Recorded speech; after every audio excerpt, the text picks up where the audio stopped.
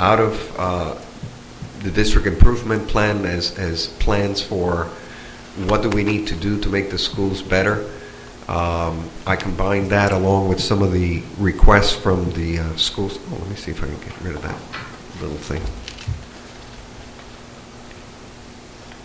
Get out of it. Oop. There.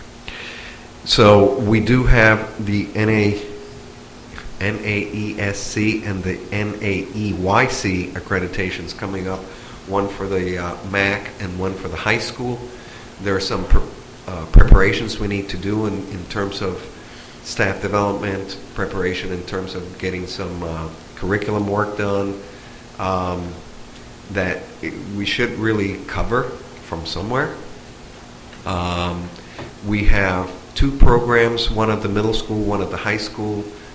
It's a language-based learning type of an approach for some of the classrooms at the middle school and the high school. Whereas the students move through the school, we may need to expand it to other classrooms. It may also help with reducing class sizes.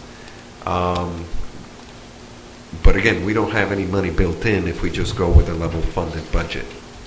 One year to the next, we just don't have that. So we wouldn't be able to cover that.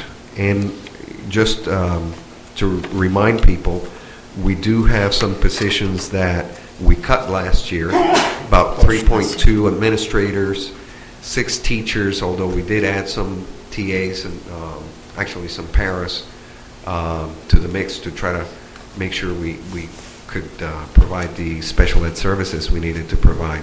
But there's still some grade levels out there that have some fairly hefty class sizes. And if we wanted to go into that, it's another additional about $165,000. I know the high school is struggling with the clerical needs in terms of having an issue with we no longer have a guidance supervisor or a director of guidance, so a lot has fallen on the principal and the part-time secretary in there. So basically, if we were to do what I honestly think we should do, it would probably be another $500,000, which kind of goes back to what we asked for last year in terms of an override or what the override would have cost. And the needs haven't gone away, they just come back.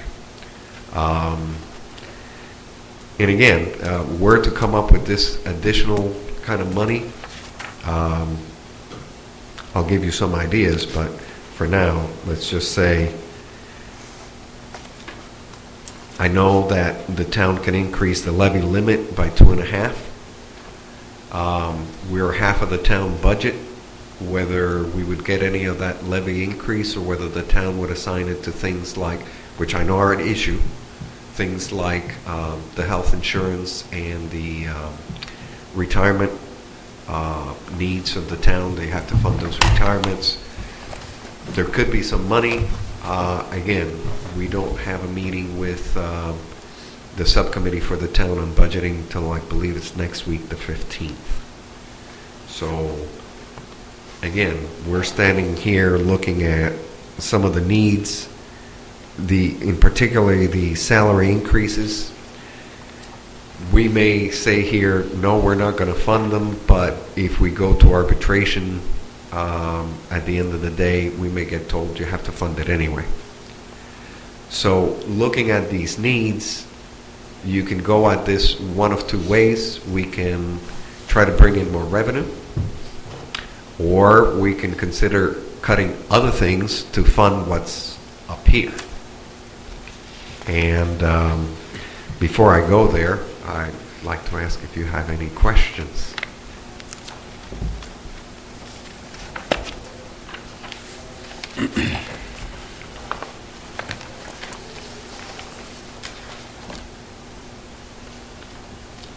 How many people in those salary increases? Is that, I mean, I know that most people are going to look at that and they're going to say 100,000 is a big number, but we have over 200. It's number over 200 staff. So in reality, to the individual person, it's really peanuts. It's not a lot of money. I mean, we're the biggest employer in the town. So in the sense, we have the largest staff force. Education is a people-intensive business. I keep hearing all over the place, not as much as I'd like to, mind you, but I do get from time to time parents complaining about class sizes being too large.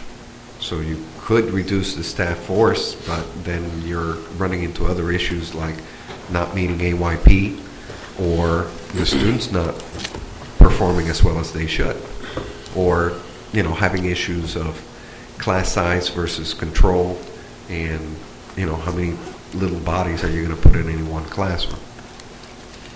Can you just clear up for me, because I want to make sure I'm clear, but it seems to me that I'm hearing out in town in several different areas that things are great with the schools. The state is not cutting Chapter 70. But the reality is they cut Chapter 70 2 years ago. Yes. And when the governor and the legislature and other representatives and administrators say, things are great, Chapter 70 has not been cut this year, they're referring to last year. Yes. Okay, but the reality is it was cut 2 years ago, so, and that difference, last year's cut was somewhat offset by federal monies funneled via the state, through the state. Oh, it was offset a lot. And that money is now gone. So, right, so what they're saying is they're leaving Chapter 70 the same as last year. What they're not saying or not highlighting is that our cuts are coming from monies that the federal government's been sending for 2 years to support the local budgets, and is no longer going to be coming to us. Right. And what I tried to show is to the tune of at least $200,000 that we would really need in order to maintain the services we have. And the only reason why we can do that is because we've seen some savings in special education and in retirements. So to hear out there somewhere from Boston or wherever that Chapter 70 aid to schools is not being cut here in Westport, that's disingenuous. We are actually losing funds. If they sent the same amount in terms of, going back to the 70%, and they gave us the money that we had a couple of years ago in Chapter 70, put all that together, we would be able to take care of some of these needs, including salary increases. And so because they're not the federal government is not sending the money, they're saying we're not cutting it. Right. So I just want to make it clear that cuts that have happened in the past that have been hidden by other revenue sources from the federal government, which are now gone, those cuts are now coming to roost. Yeah, and they were talking a lot in the past few years. There's going to be a funding cliff. There's going to be a funding cliff. We're falling over the edge of the funding cliff. Because the way I read this, it's not good news as far as the state aid. It is not good news, and to hear it said that